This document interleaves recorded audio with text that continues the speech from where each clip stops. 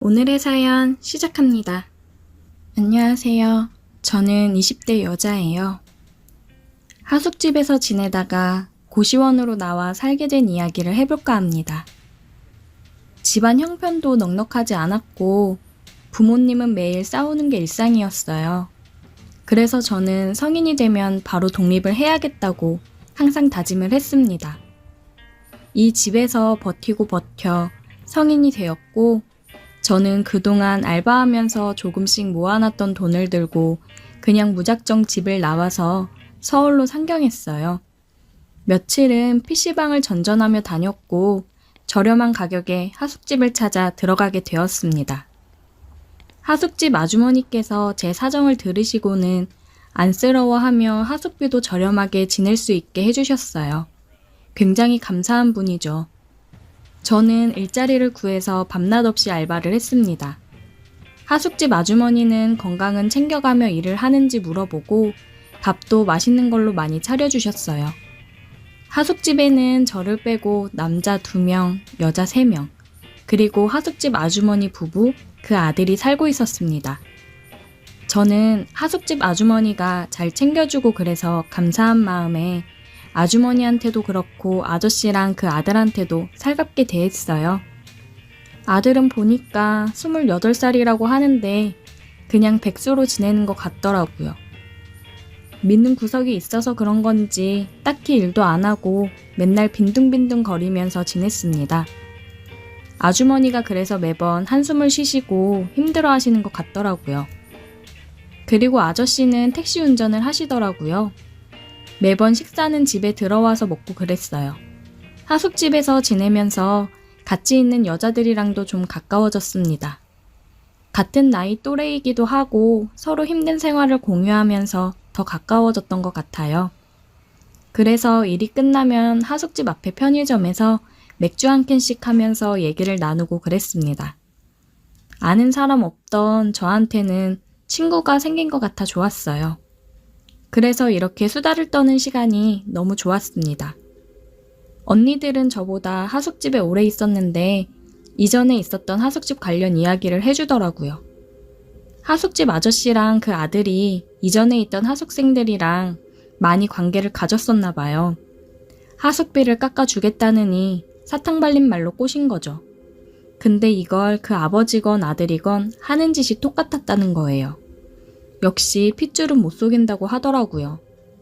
그러다가 그걸 아주머니한테 들키는 바람에 하숙집에서 쫓겨났다고 하더라고요. 아주머니가 참 불쌍했습니다.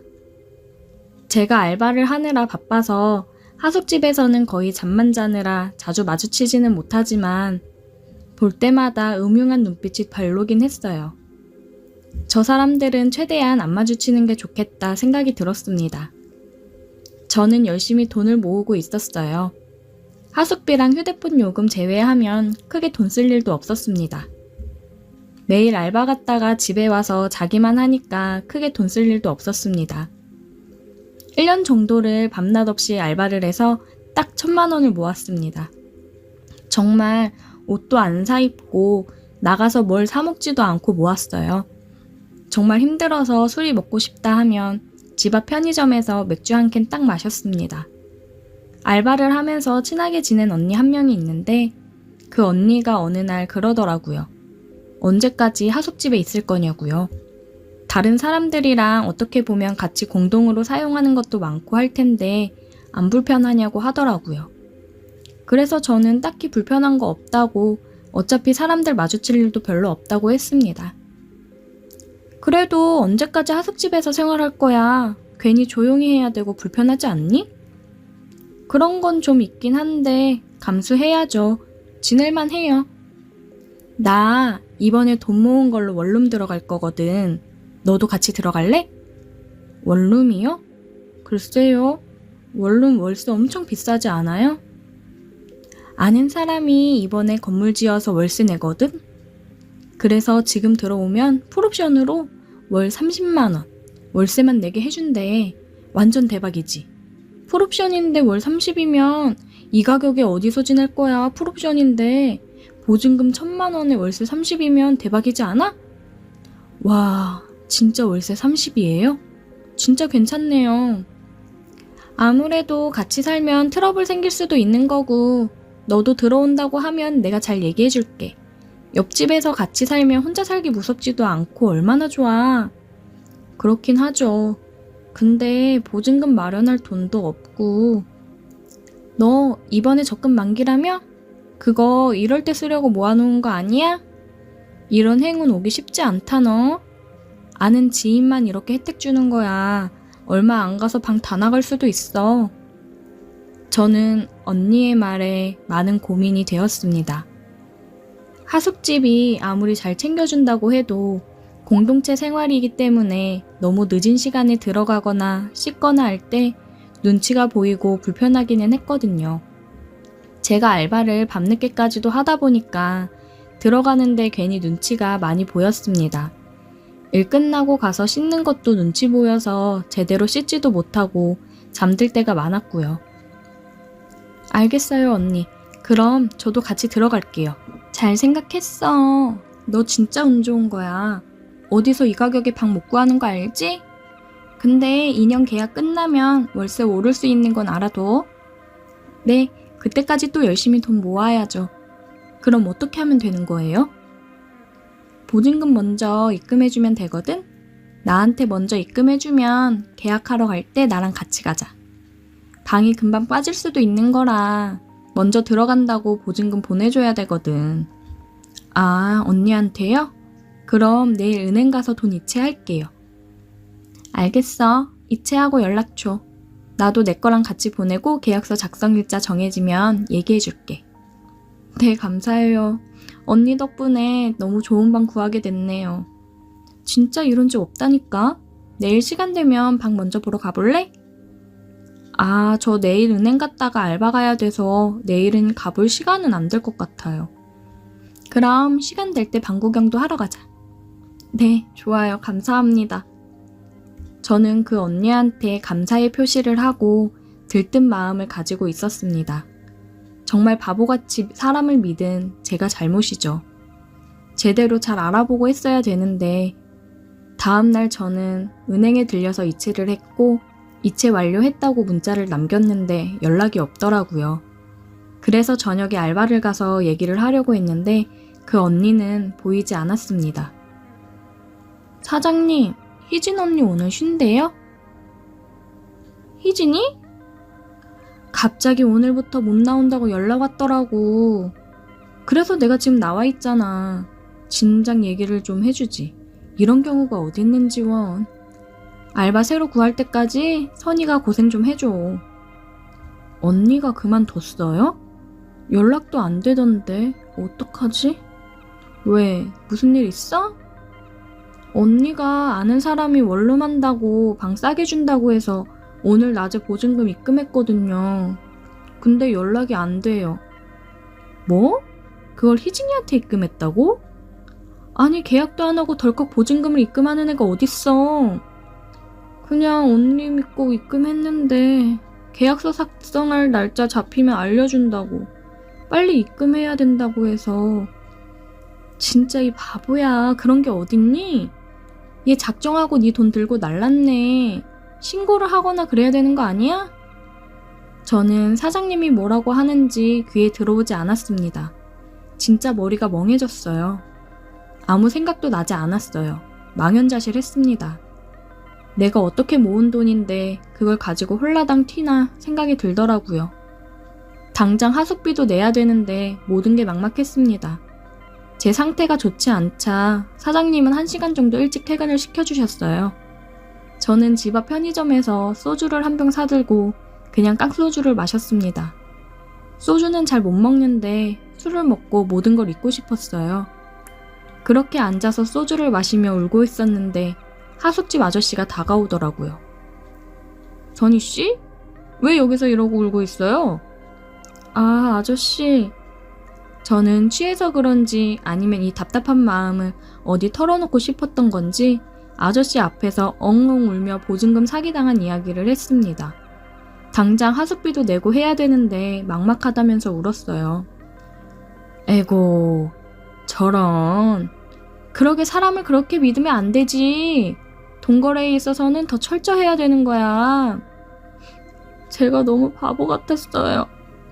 정말 믿었는데 죄송해요. 혹시 이번 달 하숙비는 다음 달에 같이 드리면 안 될까요? 어허, 이를 어쩐담. 내가 좀 도와줄까? 네, 좀 도와주세요. 다음 달에 같이 드릴게요. 너무 죄송해요. 내가 이번 달 하숙비 줄 테니까 그걸로 내. 계약서 봤지? 우리는 따로 보증금 안 받는 대신 하숙비 2달만 밀려도 바로 내보내는 거. 내일도 일하나? 네, 내일 12시에 알바 가요. 감사합니다, 아저씨. 그럼 알바 가기 전에 나 좀 볼까? 내가 데려다 줄게. 10시 30분쯤 집 앞으로 나와. 내 택시 타고 가지. 네, 감사합니다. 정말 감사해요. 그래, 울지 말고 신고하고 하면 금방 잡을 수 있겠지. 울지 마. 아저씨의 위로에 눈물이 났습니다. 생각보다 괜찮은 사람이었구나 생각이 들더라고요. 다음날 저는 시간에 맞춰 아저씨 택시를 탔어요. 저 근데 알바 12시까지라 아직 시간이 많이 남는데. 그래, 알지. 잠깐 나랑 어디 좀 들릴까? 어디요? 가보면 알아. 아저씨는 차를 끌고 어디론가 향했습니다. 도착한 곳은 인적이 드문 공원이었어요. 아저씨, 여기는 왜... 선이야, 내가 앞으로 하숙비는 해결해주마. 그럼 선이도 뭔가를 해줘야 되지 않겠어?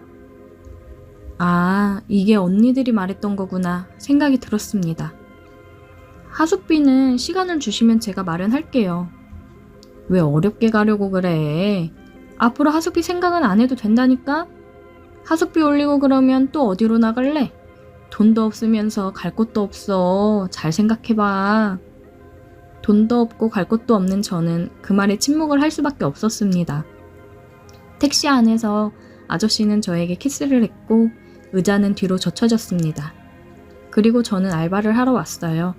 사는 게 참 힘든 거구나 생각이 들더라고요. 알바가 끝나고 집에 가면 하숙집 아저씨는 조용히 방문을 열고 제 방으로 들어왔고 제게 또 키스를 하고 뜨거운 시간을 보내고 나가고는 했습니다.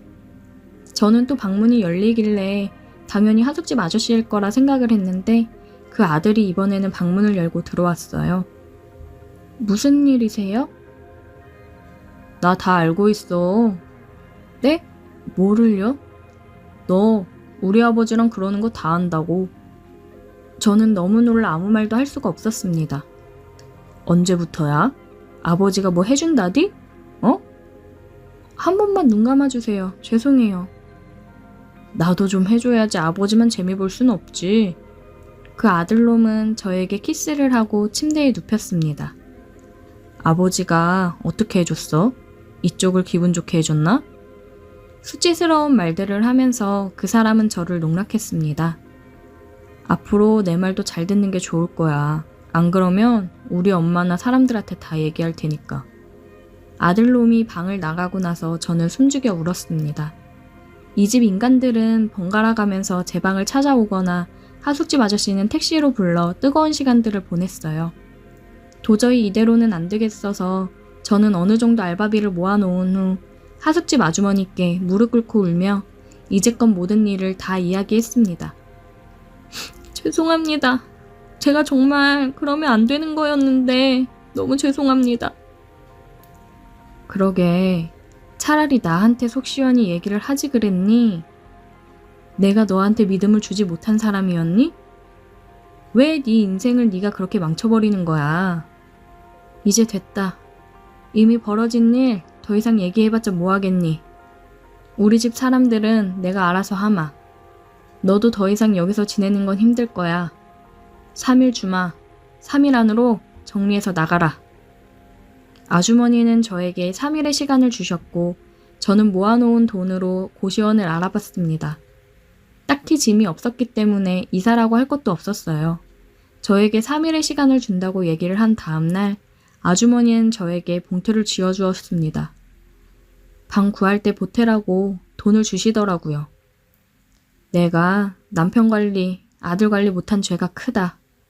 이 돈 얼마 안 되지만 조금이라도 보탰어. 아니요, 제가 이걸 어떻게 받아요. 저 죄송해서 이 돈 못 받습니다. 이거 받아야 내 마음이 편해서 그래. 이제 이걸 끝으로 다시는 보지 말자. 저는 다시 한번 사죄의 인사를 드리고 그 집을 나와 고시원에서 생활하고 있습니다. 한순간의 판단의 실패로 돌이킬 수 없는 실수를 했지만 앞으로 정신 차리고 노력해서 살아가다 보면 좋은 날이 오긴 하겠죠? 오늘의 사연 여기까지입니다. 오늘도 들어주셔서 감사해요. 구독, 좋아요, 알림 설정 부탁드려요. 오늘의 사연 시작합니다. 안녕하세요. 저는 30대 평범한 남자입니다. 저는 그냥 평범하게 직장 생활을 하고 있는 남자예요. 요즘 아내 때문에 정말 미치겠어서 이렇게 글을 남겨봅니다. 남들이 보면 아주 복에 겨운 소리를 한다고 할 테지만 저는 하루하루가 무섭고 힘이 듭니다. 제 아내는 같은 30대로 저보다 3살이 어립니다. 굉장히 이쁘고 매력적인 여자예요. 연애할 때도 잠자리 하나는 정말 끝내주게 잘하긴 해서 좋긴 했는데 결혼을 하니까 퇴근하고 나면 하루 종일 붙어있게 되잖아요. 정말 시도 때도 없이 하려고 해서 미치겠습니다. 결혼 1, 2년 차 신혼 때는 마냥 좋았죠. 퇴근하고 가면 사랑하는 아내가 나를 위해 맛있는 저녁을 차려주고 같이 맛있게 밥 먹고서 뜨거운 사랑을 나누는 게 신혼 때는 다들 좋잖아요. 그게 신혼의 맛이기도 하고요. 그런데 이게 3년차 되어가니까 이게 슬슬 힘들어지더라고요. 저는 일을 하고 피곤해서 좀 쉬고 싶을 때도 있는데 아내는 정말 매일 지치지도 않는지 자꾸만 부부관계를 하려고 합니다. 한 번으로 끝나면 그나마 다행이에요. 절대 한 번 시작하게 되면 한 번으로 끝내지를 않습니다. 그러면 저는 다음날 출근도 해야 되는데 너무 피곤하고 힘들어서 회사에서 일할 때도 지장이 생기더라고요. 그래서 아내한테 너무 피곤하다, 힘들다 얘기를 해봐도 사랑이 식은 거냐며 상처를 받아 우울해하는데 또 그 모습을 보자니 미안하기도 하고 마음이 불편해서 죽겠습니다. 회사에 가면 다들 저한테 집안에 무슨 일이 있냐고 물을 정도예요. 살도 많이 빠졌습니다. 아내야 전업주부니까 솔직히 저보다는 힘들지 않잖아요. 아이도 없는데 체력이 저보다는 많이 남아 돌겠죠. 근데 저는 가끔 야근을 할 때도 있고 그런데 야근한 날도 어김없이 저를 잡아먹으러 달려듭니다.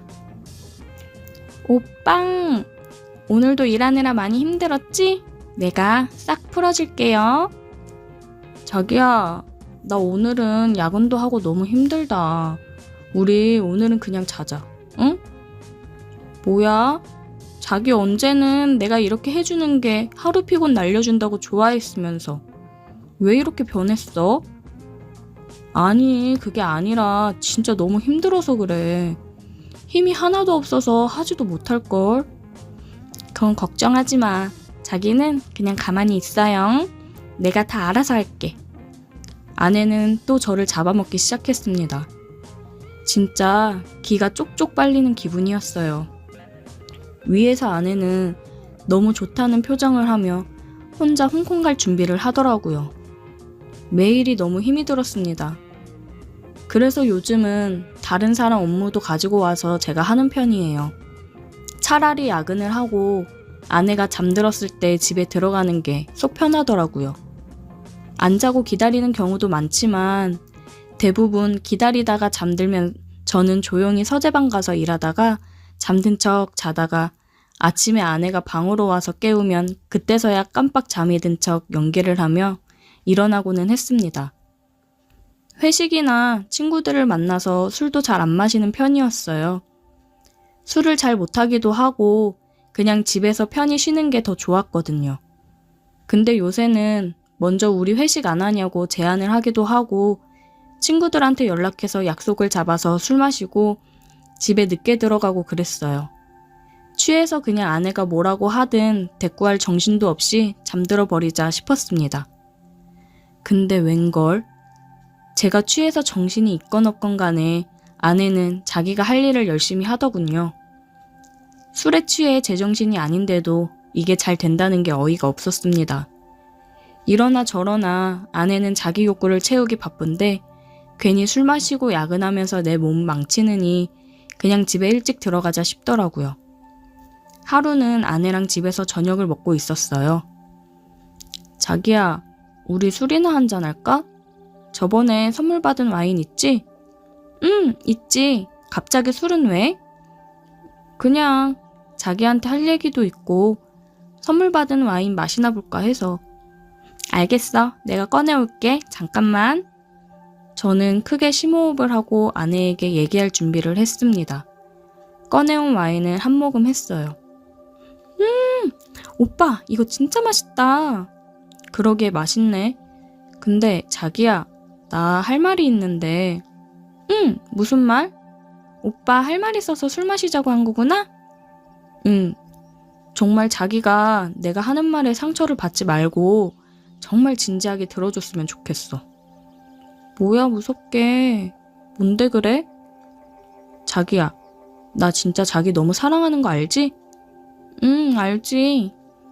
근데 자기를 정말 사랑하긴 하는데 매일 우리 사랑의 관계를 하는 게 나 너무 힘들어.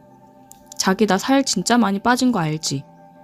요즘 일하는 것도 힘든데 집에 와서도 쉬지도 못하고 매번 그렇게 하니까 진짜 내 몸에서 힘이 싹 빠지는 기분이야.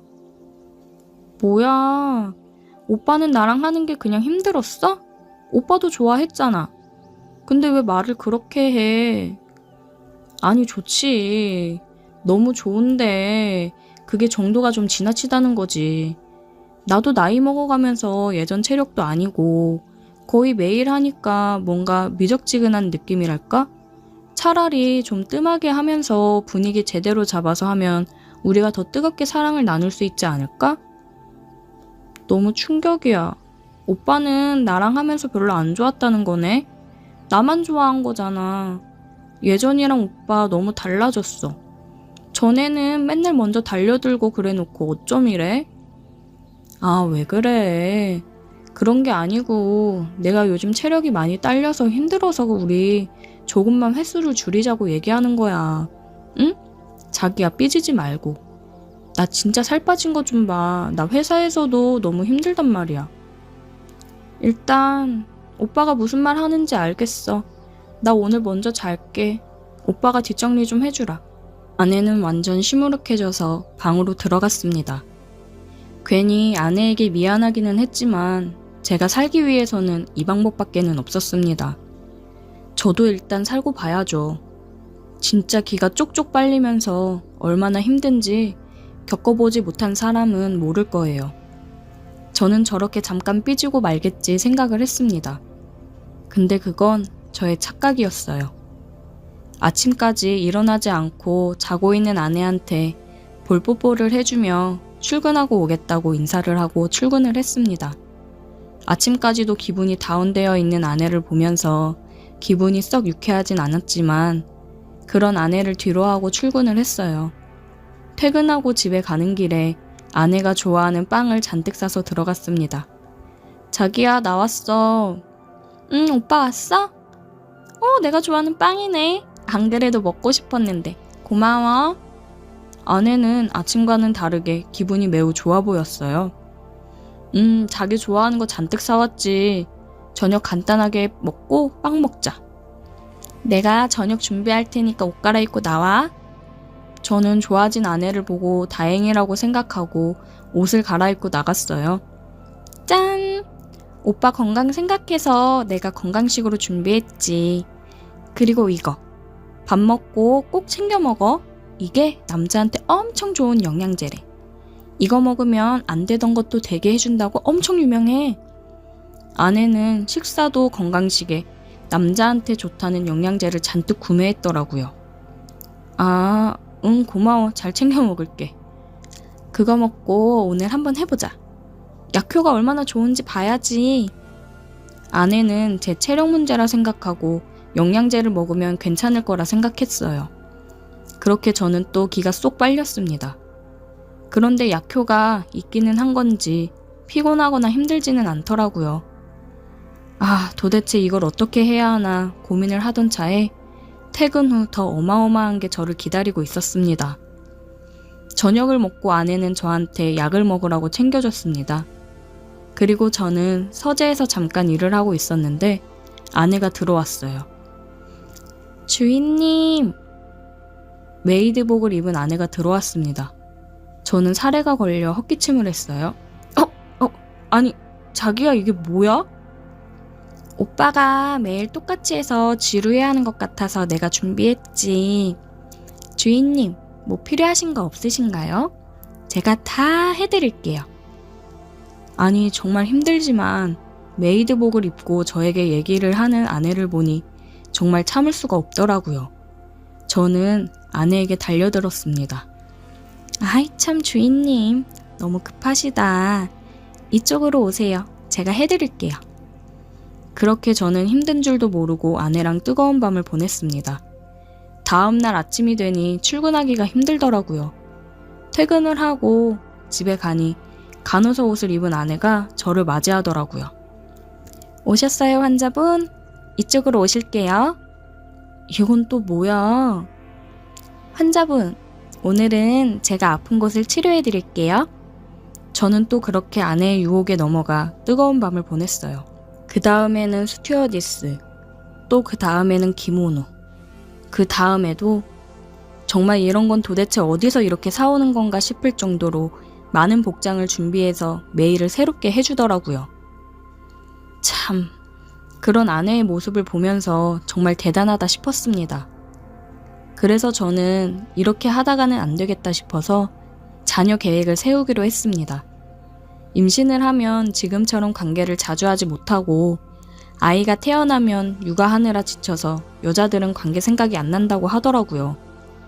저에게는 아이만이 제가 숨 쉴 수 있는 유일한 길이라고 생각을 했습니다.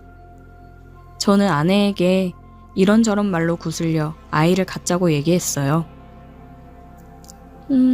우리 아이 가질 때도 되긴 했지. 근데 나는 아직 이렇게 오빠랑 둘이 알콩달콩 지내는 것도 좋은데. 에이, 자기야. 나도 나이가 있고 우리 신혼 즐길 만큼 즐겼고 아이 태어나면 또 다른 가정에 행복이 생긴대. 우리도 이제 슬슬 아이 생각해야지. 조금이라도 젊을 때 낳아야 고생 덜한데. 자기 출산하고 그러면 내가 진짜 열심히 옆에서 같이 육아할게. 그렇게 저는 아내를 꼬셨고 아내는 아이를 갖는 거에 동의를 했습니다. 저희는 그래서 열심히 날짜 계산을 하며 임신 준비를 하고 있습니다. 제발 빠르게 임신 성공해서 예쁜 아이를 낳아 육아에만 전념하여 행복하게 살 수 있게 기도해 주세요. 오늘의 사연 여기까지입니다. 오늘도 들어주셔서 감사해요. 구독, 좋아요, 알림 설정 부탁드려요.